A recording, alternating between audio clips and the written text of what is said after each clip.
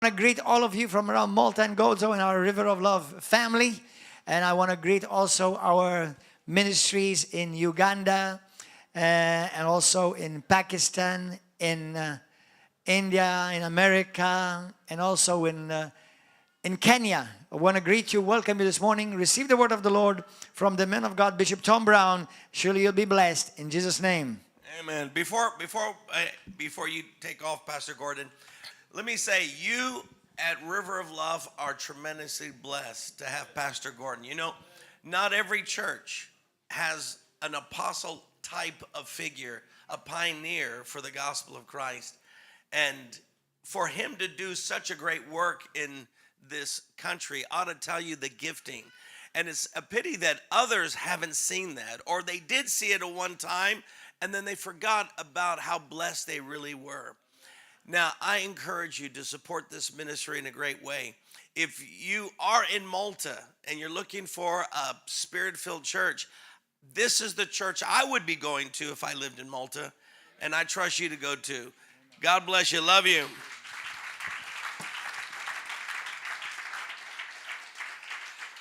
Well, before I get into the message, I have a word from our sponsor.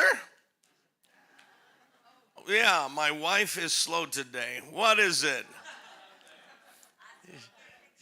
She was ready to take a picture of me. You got enough pictures of me. You get to see me in person. Why do you need a picture? All right. I am an author, and I have written several books, have sold hundreds of thousands of copies. I don't mean giving them away. A lot of people give away a lot of books. We sell them all. And our publisher sells them all, and they're all over the world. This is my very first book I ever wrote. I wrote it many years ago before the spiritual warfare books. It's called You Can Predict Your Future. This book became a national bestseller in South Korea. It became so big, I got lots of invitations to preach in South Korea, and I preached multiple times there. One time, they wanted me to do a book selling.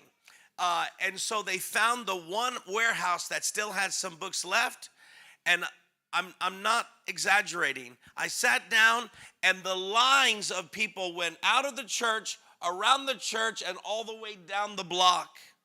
And I'm thinking, they're coming for me? This was a shock. And I signed hundreds of books, nearly 1,000 books in about 2 to 3 hours. This book has changed people's lives. And if you want to know the power of words, but the secret to the power of words is revelation. All right? If you don't have revelation, your words aren't going to mean anything. This book will teach you how to do it. This book is only 15 euros. My other books are all 20 euros. This is my biggest seller right now, Breaking Toxic Soul Ties. How many of y'all have some people who have influenced you in a negative way? Could be parents, it could be siblings, it could be friends, it could be an ex-lover, a spouse. This is going to talk about how to break free and how to receive inner healing. You know, I wrote this book because a lot of people, instead of needing deliverance, they actually need healing in their heart, and they're confused about it. They're brokenhearted, so they think they need deliverance, but what they need is healing. So I wrote this book for those who have wondered, I've tried to get deliverance and it hasn't helped me. I've had people try to tell the devil to leave me, but it hasn't helped me. It's because you don't need deliverance, you need healing. And this is what this book will teach you to do, is how to receive inner healing from the Lord. And then Breaking Curses, Experiencing Healing. This is how to experience total and complete healing, spirit, soul, and body. This is a big seller. I encourage you to get them. The other books are 20 euros. All the other books are 20 euros. We're running a special. You can get any 3 books, whatever 3 books you want back there, for 50 euros. So come talk to my wife. We have just a few books left, and we'd love to sell out. Let's all stand up. You all like to have a joke of the day? Yes. During a wedding rehearsal, the groom approached the priest with an unusual offer. Look, I'll give you $100 if you change the wedding vows. When you get to the part where I'm supposed to promise to love, honor, and cherish and be faithful to her forever, I'd appreciate it if you'd leave that part out. He handed him a $100 bill and walked away satisfied. Well, on the wedding day, when it came time for the groom's vow, the priest looked at the young man in the eyes and said, will you promise to prostrate yourself before your wife, to obey her every command and wish, to serve her breakfast in bed every morning of your life, and swear eternally before God that not only will you not cheat on her, you will not even look at another woman as long as both of you shall live? The groom gulped. Yes, I do. Then he bent over and said to the priest, Father, I thought we had a deal. He handed back the $100 and said, your wife made me a better offer.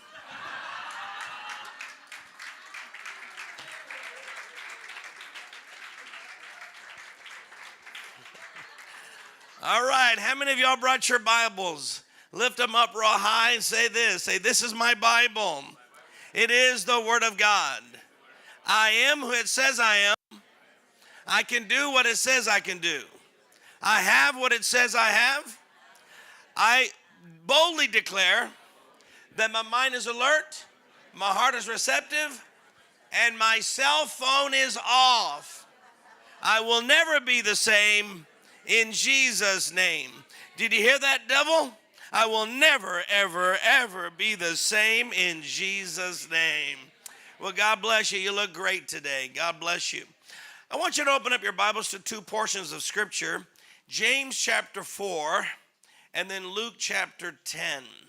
This is my last part of this conference called Come Out in Jesus' Name. I like this conference so much. I'm doing this teaching in El Paso at the start of next year. I think that's a good way to get us started on the right track. It's such an important revelation. We need to understand our enemy.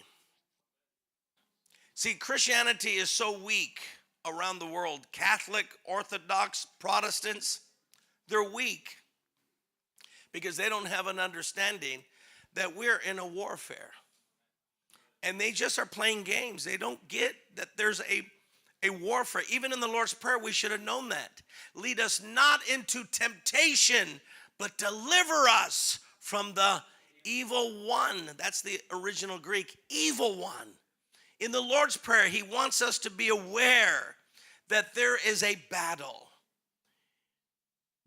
You know, I was reading an author who was trying to explain how to write a good screenplay. Well, you know, I've written books, but I've also thought of writing a screenplay for television, for movies. So I got curious, and here's what the author said. He said, what's more important is that you understand, when you write the story, understand the plot of the villain, for that's more important than the plan of the hero. You hear what he says? You have to have a villain in a movie, and you have to know the plot of the villain, because the hero is going to respond to it. When he wrote that, all of a sudden, I had a revelation. That's the trouble with the body of Christ. They're trying to talk about God's marvelous love without connected to the plot of the villain. And if we don't understand this, we're going to have a weak Christianity. Would you like to go see a movie of Superman and all you see is Superman flying Lois Lane around and just in love for 2 hours? I love you, I love you. You like to sit them sitting down at dinner time. I love you, I love you. You like to see them just all they do. I'm just in love. And for 2 hours, it's just love, love, love. You would want your money back. No, that's not even a chick flick. That's a crazy flick. Because what you want Superman to have to fight a villain to get his bride, to get the one he loves. Do you see that? It's inbred in us. There must be a fight. There must be a villain. There must be a Lex Luthor. Do you see this? Batman, he has to have the Joker. What would Batman be if there was no villain? And what is Christianity without a villain? So God began to give me a revelation that, Tom, you must tell the body of Christ about the villain. Because the Lord was showing me the church is ignorant about it. Not this church. That's why I'm saying you guys are so blessed to have Pastor Gordon and his wife, because they understand these things. In fact, some of the things I'm going to be teaching, most of you, if you've been coming here, have heard it. So I'm just going to confirm the things you've already been taught. But it is so important that we get back to understanding we have a war, and we must fight this war. So here in James chapter 4, verse 7, it says, submit yourselves then to God, resist the devil, and he will flee from you. That word flee means to run in stark terror. He is going to be so scared of you, he's going to be running. Notice all you have to do is resist him. Resist him, and he is running away from you as fast as he can. Then Luke chapter 10, verse 17. At that time, Jesus, full of joy through the Holy Spirit, said, I praise you, Father, Lord of heaven and earth, because you have hidden these things from the wise and the learned and have revealed them to little children. Yes, Father, for this was your good pleasure. Verse 17, back up. The 72 returned with joy and said, Lord, even the demons submit to what's the pronoun? To us in your name. One of the great features of the gospel is that Jesus, who is the Messiah, the Son of God, the Savior, who's the one who has power over Satan, the great feature of the gospel is he has given us his authority. I don't know if you realize that. This is amazing. It's not just that Jesus had this great power and authority, but we have been given it as well. Verse 19, I have given you authority to trample on snakes and scorpions and to overcome all the power of the enemy. Nothing will harm you. Do you understand this? It's not just Jesus that has this great authority and power. He gave it to you and I. This is amazing when you think about it. But too many Christians don't know this authority, and therefore the devil dominates them. The devil sinks them in depression, fear, suicidal thoughts, depression, infirmity, sickness, poverty, ruining their marriages, ruining their character, falling into sin, letting the devil drag them into immorality. And all this time, the believer had the authority to resist him, and he would flee. But if you don't resist, he doesn't go. If you don't use your authority, it looks like he has authority over you. So one of the great features of being a Christian is that we too share in the authority and power of Christ, and that we can drive out demons, and that this power is not given to Bishop Brown or Pastor Gordon alone. It's given to all believers. Jesus said in Mark chapter 16, he that believes in my name, they will drive out demons. He didn't say he that's an apostle, he that's a prophet, he that's a pastor, a bishop. He says he that believes. How many believers do we have here today? Then you have the authority to cast out demons. And that's why I want to end this conference, at least my part of the conference, by telling you, you got this authority. Now start to use it. You're not going to have me hanging around where if you need deliverance, oh, I'm just going to just have Bishop Brown sit in my living room. Bishop, I need help. Go ahead and pray for me. You're at work. Oh, I'm having such pressure from my boss. Thank God, Bishop, you're here. Lay hands on me. I'm so angry at these drivers. All of a sudden, the spirit of anger is getting on you. Oh, I'm so glad you're my passenger, Bishop Brown. Lay hands on me. No. You're not going to have Bishop Brown in your house. You're not going to have Pastor Gordon living with you. But there's one who's always with you, and that's the Lord Jesus. Amen. And you have his authority. See, I would not be doing you well if I leave you with this feeling that, oh, if only Bishop Brown could be with me all the time. I know I could have victory. Wrong. I have given you an example in the last 2 days of the authority and power that I have as a believer. It's to show you that you can do the same things. Jesus said, he wasn't like claiming all of it to himself. He said in John chapter 14, verse 12, he that believes in me, the works that I have done, shall they do also, and greater works shall they do, because I go to the Father. See, Jesus had no intention of leaving the apostles with the belief that if only Jesus could be there in the flesh, everything will be fine. He wanted them to know, I'm going to go to the right hand of God the Father, but make no mistake about it, you're going to have the same authority and power I had. In fact, I have given you a taste of it. You have seen this power and authority. Now use it. This is the message of Christ. This was different than the exorcists in Jesus' day. You know, there were exorcists, and there are exorcists in other religions, by the way, where they try to cast out demons, but we're different. We do it because we have authority and power, not trying to convince demons to leave. I read up on some of the things that the Jewish exorcists used to do to try to get rid of demons. Are you curious to see what they used to try to do? All right, here's some of the things the Jewish exorcists would do.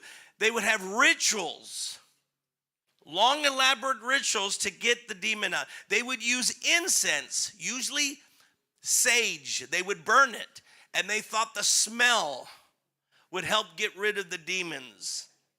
They would use magic. They would bang pots, bang, bang, bang, trying to get rid of demons. They would immerse people in water. They would plunge them in water, hoping the demon would get out. They would charm demons with music. They would play music, and maybe that music can drive out the demon.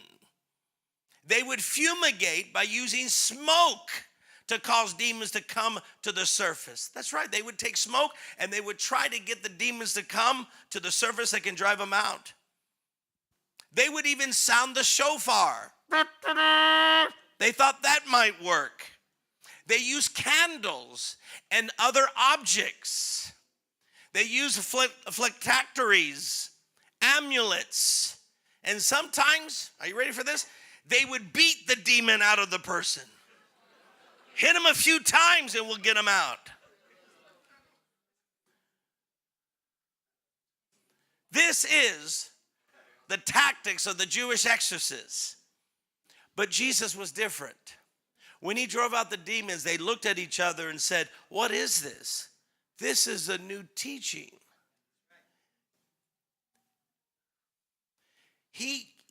Now watch this, he even gives orders to spirits and they obey him.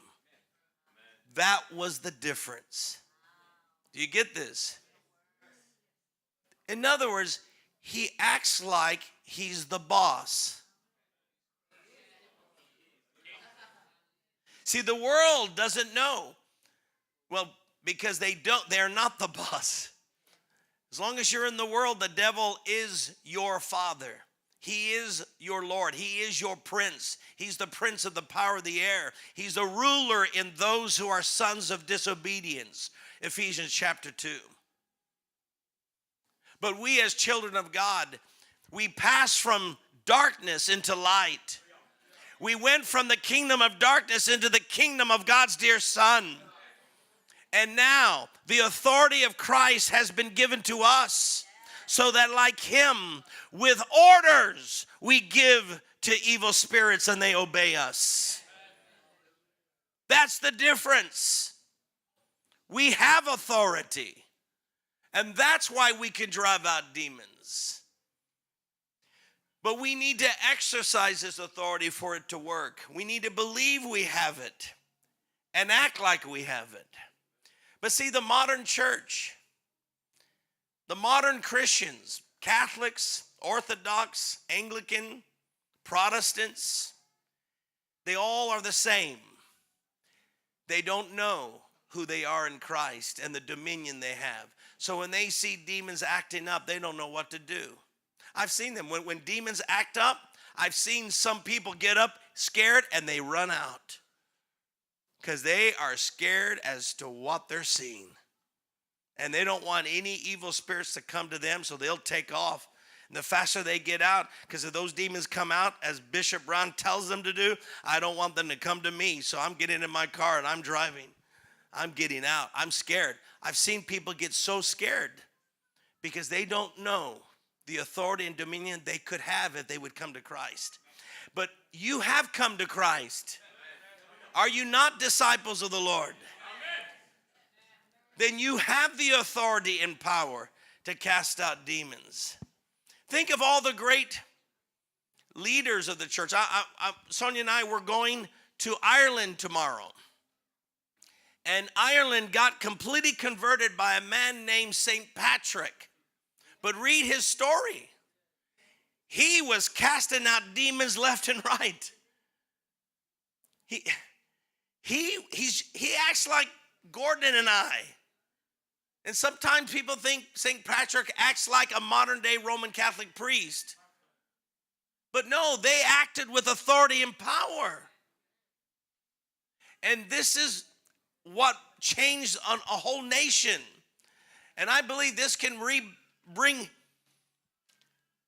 this country back to its roots. When Paul came and converted the entire island in one generation. First country, aren't you all proud? Malta is the first country that became totally Christian. But it was done by a man who took a snake and shook it off, and everyone was shocked. And that he laid hands on Publius with dysentery, and the chief official was healed.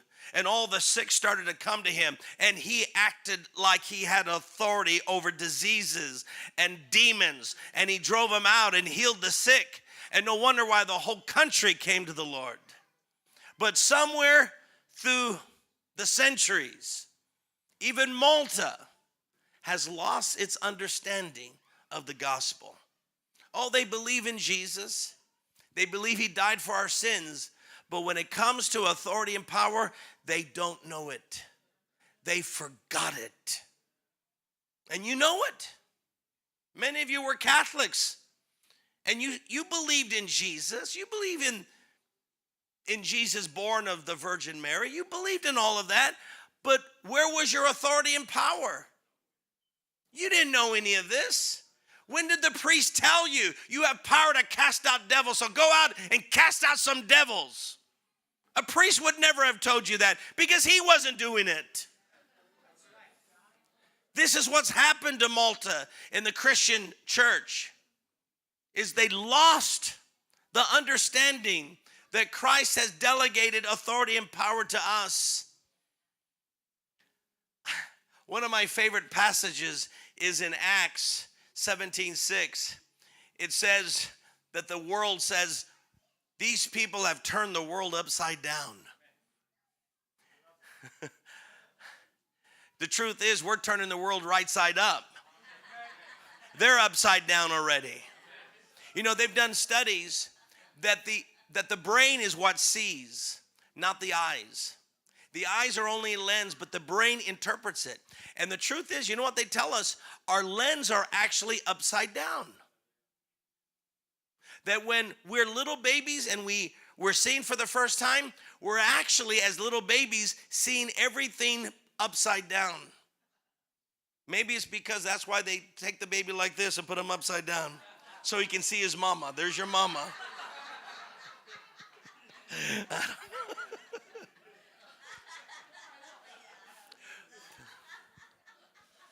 But what happens is the brain begins to correct the problem with the eyes.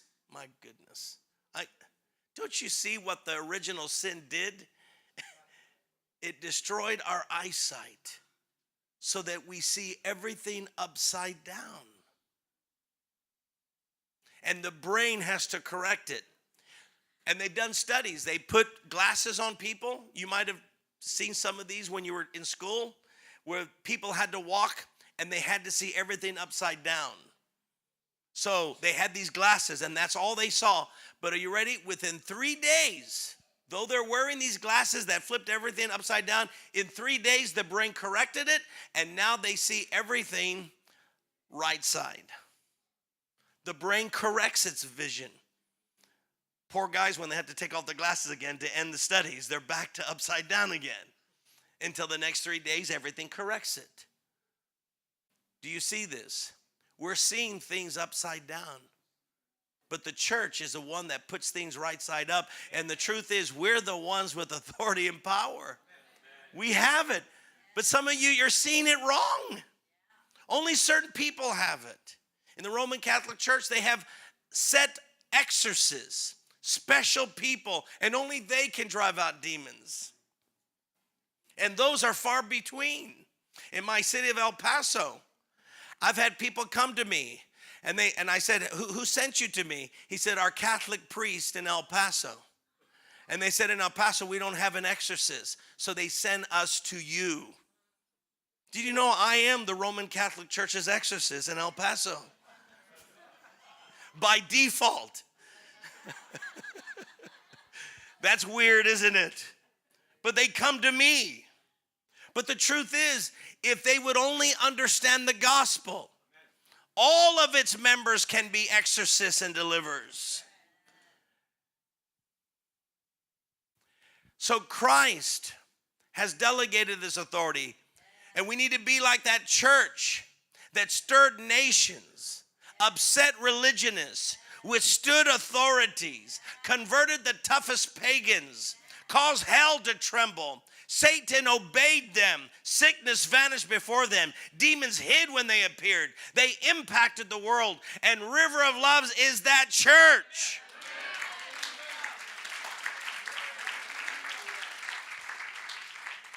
And in my final message, and I'm looking forward to hearing Pastor Gordon tonight, but in my final message, I want to stir you up and help you understand that you can do what you saw Bishop Brown do in the last couple of days.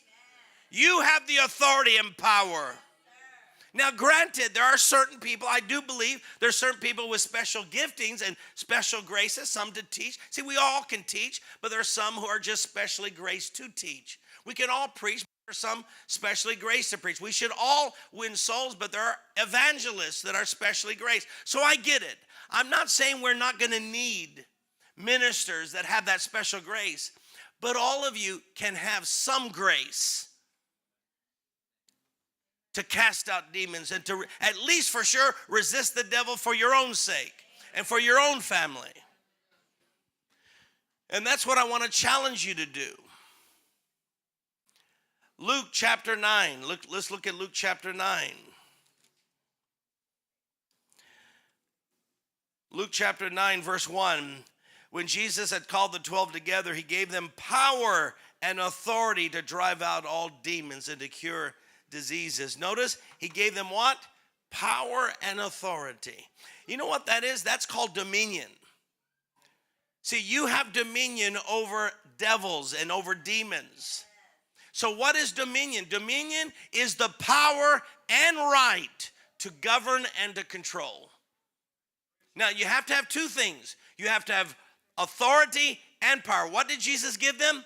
He gave them authority and power. Notice he did not give them power only, and he did not give authority only. He gave them two graces, authority and power.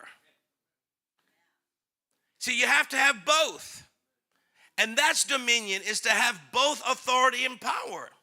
For example, Thieves don't have dominion, yet they can come into your house and steal from you, but they don't have dominion because they don't have authority to do what they did. Now, they may have the power to do it because they stole. They obviously had the ability, but they didn't have the authority. Therefore, thieves don't have dominion. Some police officers don't have dominion. They have authority, but they don't have power to stop criminals.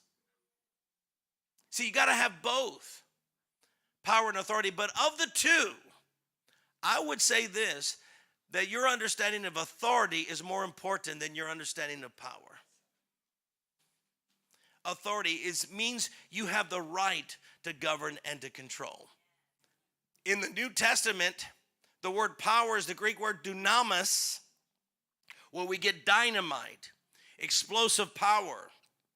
And this is ability, strength, enabling power. Authority is the Greek word exousia.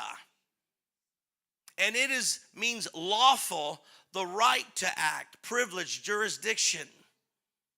See, you have been given the jurisdiction, the right to cast out demons, not just the power, but you've also been given the power to do it.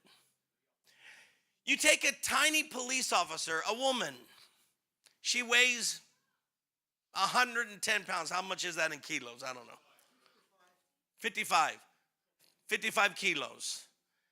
And she stands, there's a traffic accident, and she stands and she blows her whistle. And she puts her hand out.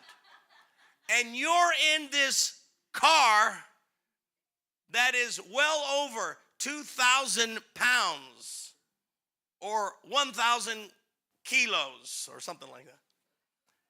And yet your car will stop. That police officer doesn't have the power to stop your car, but you stop because you recognize her authority.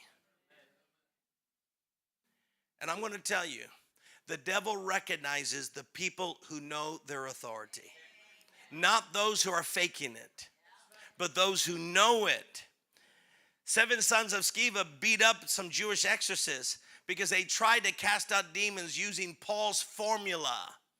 Because they saw Paul was really good at it, so they're looking for some new strategies, some new techniques. So they say, we command you. Now they finally decided we're going to give orders. We're not used to doing this. We usually bang pots, but we'll try, instead of banging pots, we'll try ordering the demon.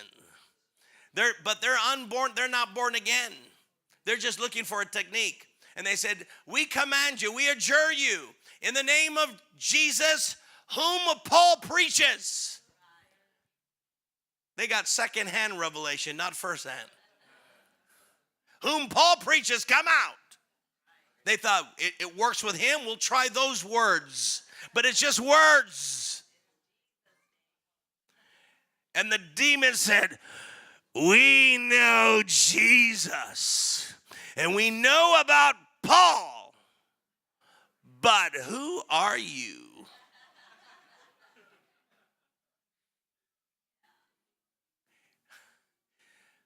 The devil knows the believers who know their authority in Christ because they have recognized God backs them up.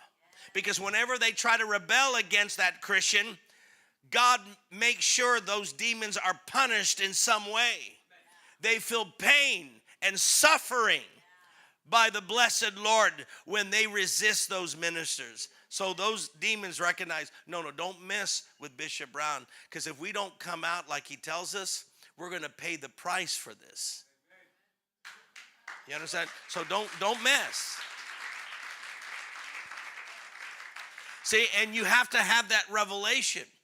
It's knowing your authority. So when Paul says in the name of Jesus, come out, he knows Jesus. He's the Son of the living God, the Savior of the world, the conqueror of hell and death. And I am his servant and I am his child. I'm born again. My sins are wiped away. I stand before God as though sin had never been.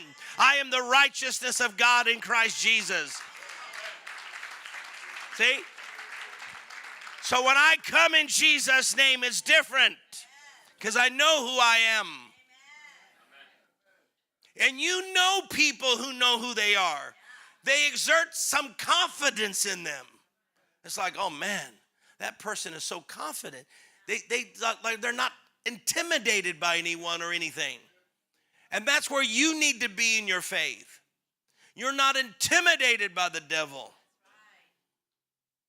See, this message of dominion, if you think about it, it's all throughout scriptures. It's all in the New Testament. Sometimes the Bible uses dominion, but usually it uses other words. But it's all in the Bible, and yet it just goes right over our head. We don't even see it. Pastor Gordon shared one of them. Romans 5:17. We have received God's abundant provision of grace and the gift of righteousness that we might, what does it say? Reign in life. Reign is spelled as a king, R-E-I-G-N. You reign. In fact, the Amplified says you reign as a king. Well, doesn't a king have both authority and power to reign in his country? That's the word that describes you and I. Because we received grace and righteousness, we reign. We're kings. Say out loud, I'm a king.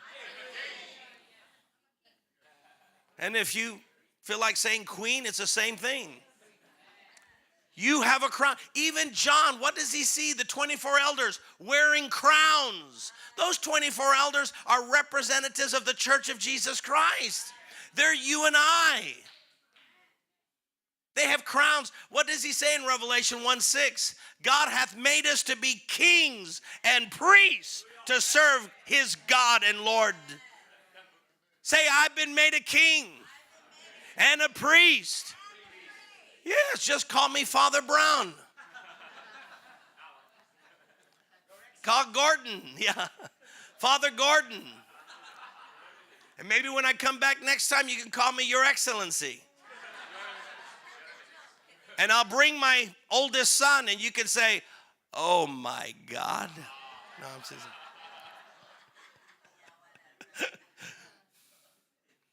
Yeah, that's a joke that we did on Friday. If you missed it, too bad.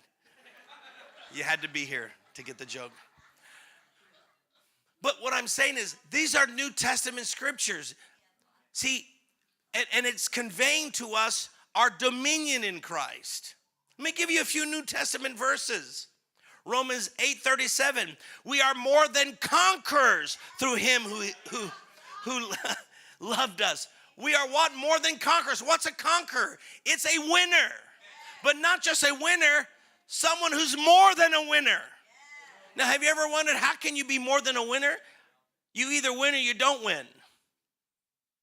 You know, you ever see a boxer? Who's the most famous boxer you know?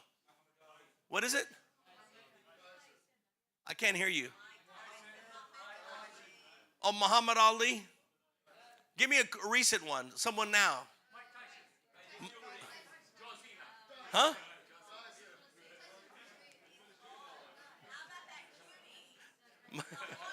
La Jolla. That's my wife's the guy. Is La Jolla. But oh, Tyson from England. Okay, the other guy. All right, and he's a Christian. All right. We'll use the one Pastor Gordon knows. Tyson from England. He's a Christian. Tyson Fury. Oh, my goodness. He sounds angry. Tyson Fury. He goes in the boxing ring. And he wants to be a conqueror. He wants to get the title. He knocks these people. But they hit him. He has blood coming out. Black eye. Cauliflowered ear. Bruises on his side. But boom. He knocks the guy out. He comes, and they lift his hands, and you see blood coming down. I'm a conqueror. And when he comes home, gets his paycheck, he hands it to his wife. His wife is more than a conqueror.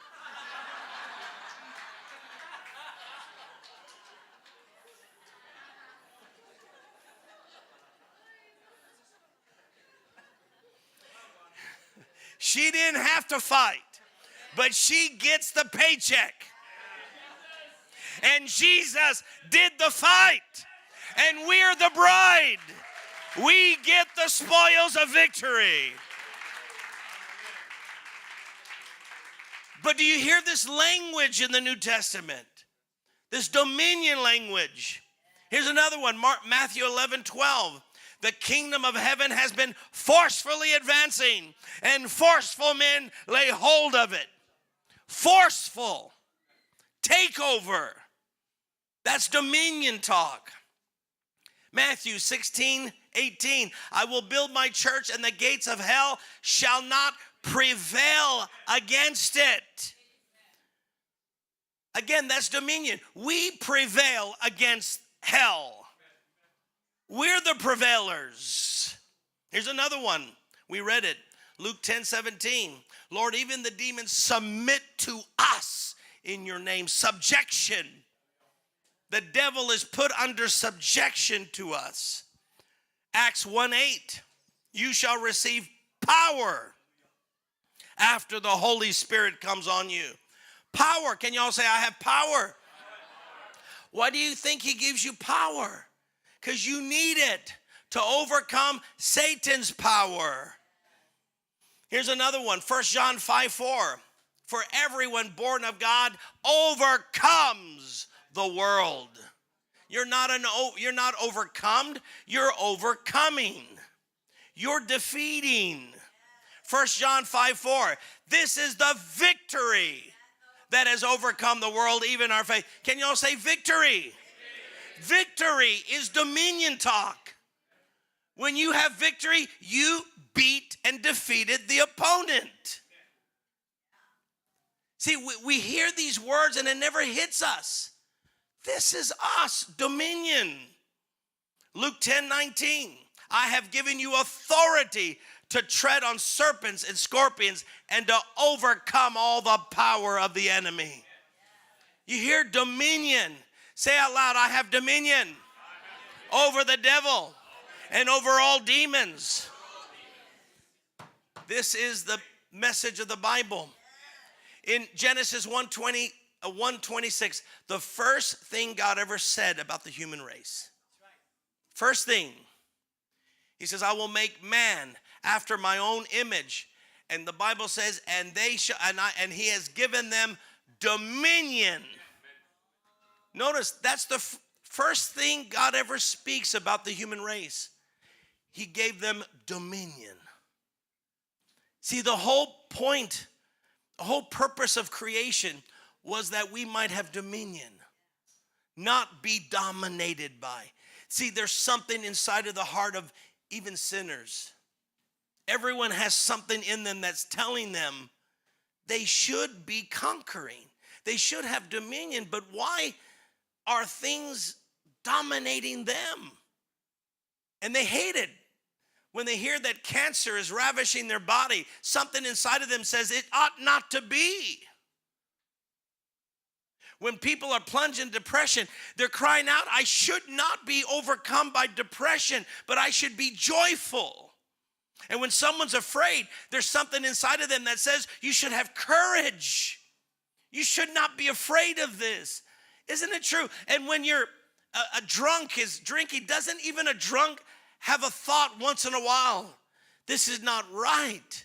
I should not have sin ruling over me, mastering over me. There's something in the heart of every human being, saint and sinner alike, that tells them they were made for more than this. They were not made to have the world crushing them and ruling them, and their emotions ruling them, their flesh ruling them, circumstances ruling them. There's something in the heart of every person saying, I'm supposed to rule, but then they don't know how. But we have come to the Lord, and we should know now we're the ones that rule. We're the ones with dominion. And that dominion was restored. It was lost. It was lost by Adam and Eve when they sinned. Sin strips us of dominion. So when Jesus died on the cross, he died for your sins so that nothing can strip you of dominion. Do you get this? Why are you forgiven of your sins? Think about it. What's the consequences? Well, I get to go to heaven. I'll be fit for heaven because my sins will be forgiven. That's true. But something else also happens. Lots of consequences of being forgiven happens. And one of those things is the thing that stripped me of dominion, it's not there anymore. Sin is not accounted by God against me anymore. Therefore, I have dominion. It's restored automatically when I've accepted the forgiveness of my sins. Micah prophesies this. Micah 4:8. As for you, O watchtower of the flock, O stronghold of the daughter of Zion, the former dominion will be restored to you. Kingship will come to the daughter of Jerusalem. You hear Micah? That former dominion will be restored to you. This is what the Messiah, the Savior, is going to do for us. He's going to restore that dominion that was lost. Micah 4:13 goes on to say, rise and thresh, O daughter of Zion. Can y'all say daughter? I will give you horns of iron. I will give you hooves of bronze, and you will break in pieces many nations. Notice dominion is not just for the king of Zion, but for the daughter. That's you and I. We're the daughter of Zion. We're the bride of the king. And we have dominion as much as the Son has dominion. So it's not just Jesus the king. It's the daughter of Zion that has dominion. But why is it that some Christians don't exercise dominion? They make excuses. The first excuse is they believe dominion is given only for the apostles. Well, Bishop, only the apostles had dominion over demons. Wrong. How about the 72? Did we not just read that? The 72, they were not apostles. And then on top of that, Mark chapter 16 expands dominion over demons to all believers. He said, he that believes in me, in my name they shall drive out demons. Who? Those that believe in me. He didn't say those apostles, those that are ministers. He says those who believe. Dominion over demons was expanded, it started with the 12, expanded to the 72, and then later expanded to all believers. And if you've received power, what's the point of receiving power from the Holy Spirit if you're not going to exercise it? The second excuse people have is they just don't know they have authority over the devil and demons. You can't use what you don't know. Hosea 4:6 says, my people are destroyed from a lack of knowledge. It's not the devil. It's not the devil's people. My own people, God says. They're destroying themselves because they don't know what's theirs. They don't have knowledge of this. So you can't know it. I read the story of General Wainwright during the Second World War. He had a terrible defeat at the fall of Bataan, and he was 3 years in the concentration camps. And here's a general, a prisoner. And then the word came, the Japanese have surrendered. And when he heard that the Japanese surrendered, he told the guards, listen, I'm now in charge. Give me the keys.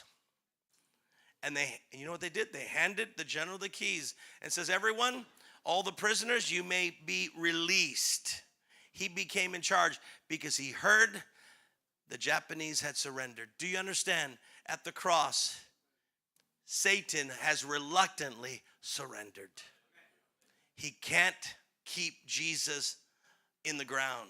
And the resurrection is proof of Satan's defeat.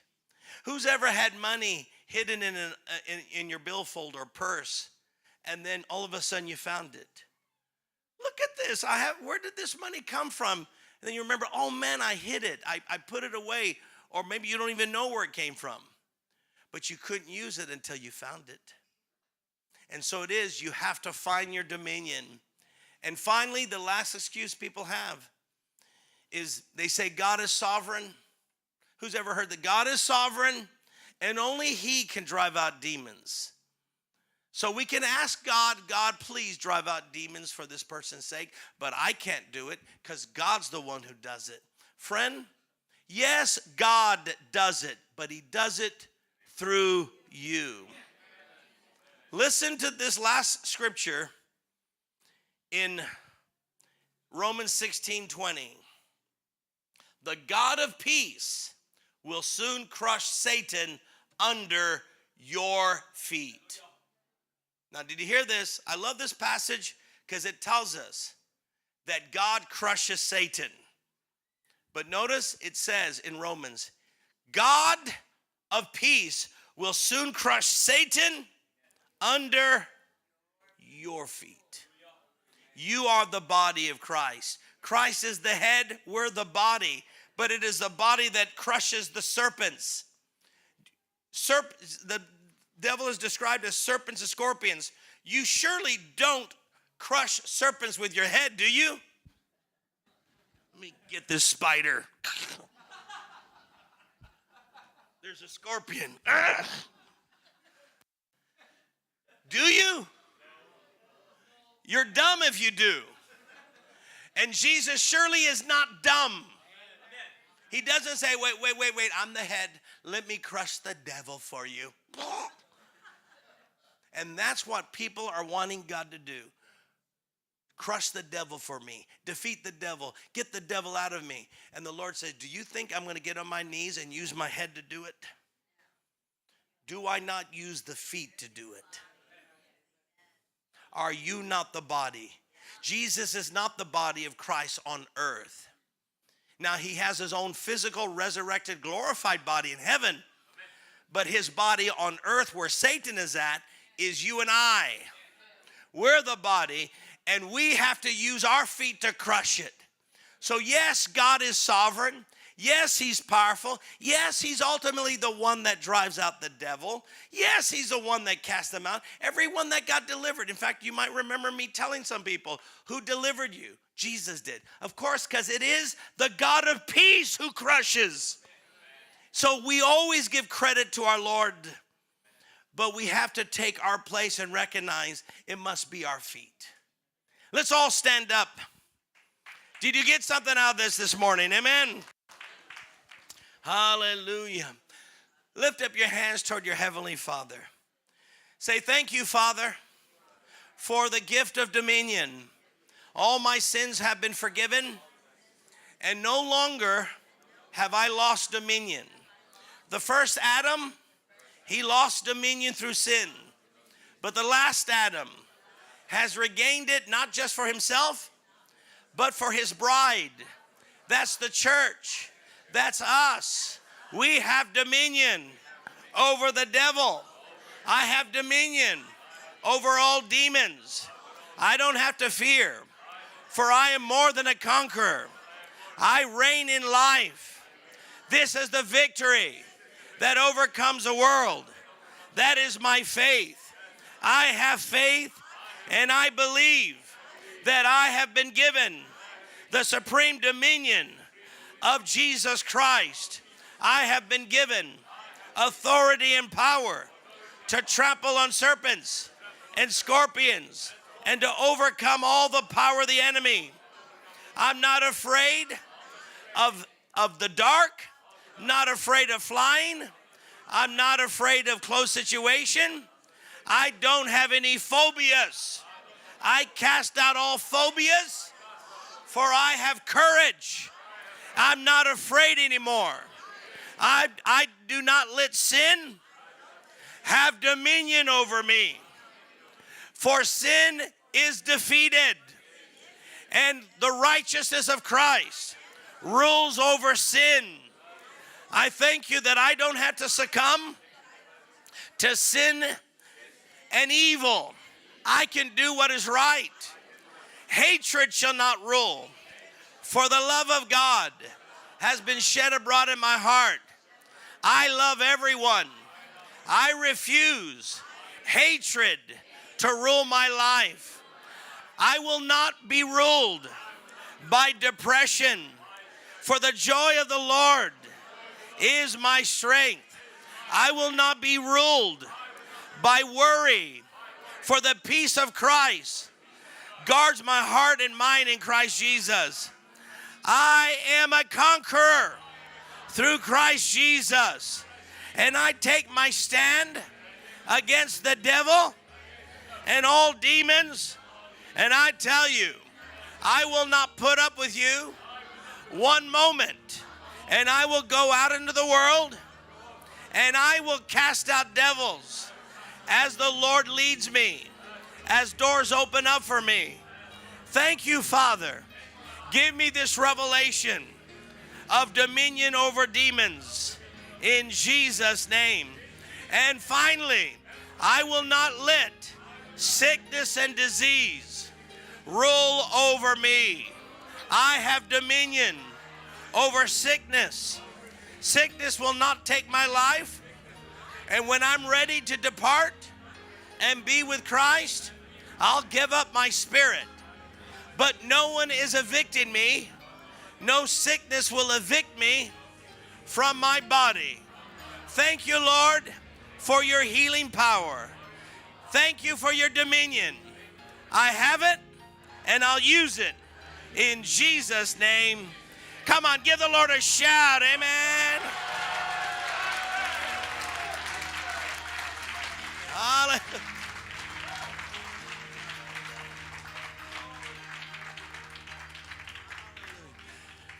If you're here today and you need to make Jesus Lord of your life, because this dominion is not given to us when we're born, only when we're born again.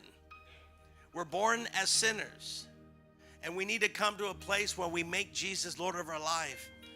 And you could have gotten baptized as a baby, and your parents did it because they cared about you and they thought this was God's way to make sure you go to heaven. But in the end, it's still your decision. And nothing that someone else can do can save you. It has to be your decision. So I'm asking you at this moment to come to Christ, to yield your heart to him and be saved. So close your eyes right now. If you want to pray this prayer that will save your soul, then lift up your hand right now. Lift up your hand. I see hands going up. God bless you. God bless you. I see hands going up.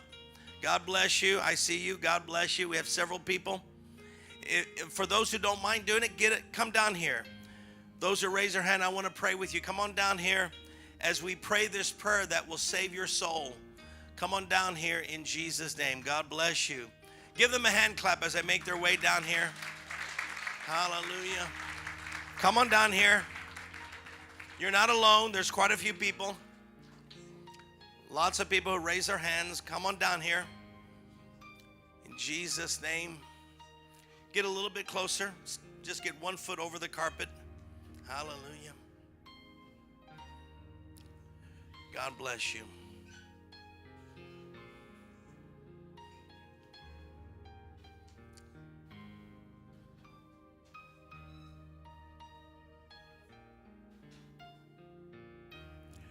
Now, are you ready?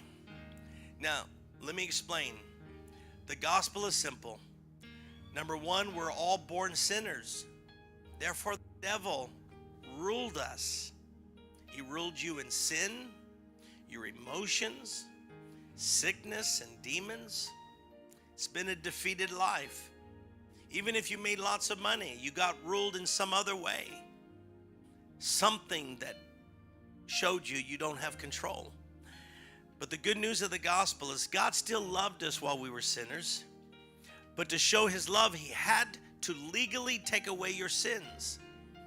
He can't just simply pretend you haven't sinned.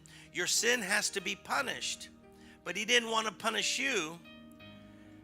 And he couldn't just, so he punished Jesus. But Jesus has to be more than a man.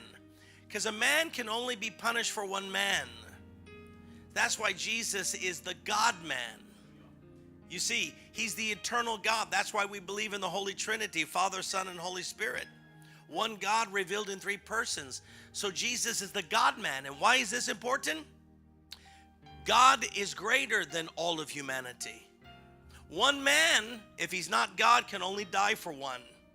But the God-man can die for all of creation. For God is the maker of all creation. And Jesus died for you.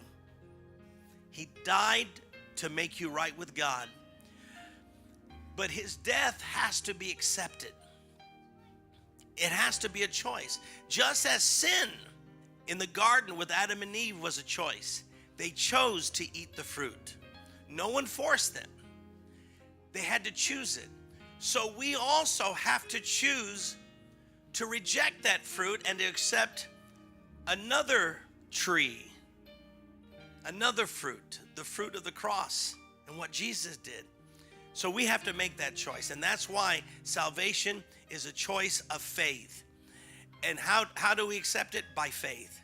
That is, we believe. It's that simple. We believe. Yes, we should confirm it through water baptism. I don't think as a baby, but later on when you understand it yourself, you do it yourself. So are we ready now to choose to accept Christ? Close your eyes and say this. Say, dear God in heaven, I come in Jesus' name. I'm very sorry for my sins. I turn away from my sins.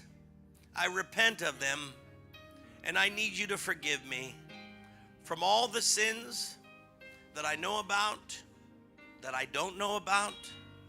Be merciful to me. Forgive me. I accept the salvation that Jesus offers me. So Lord Jesus, come inside of my heart. Live in me. Save me. In Jesus' name, amen. Father, touch my sister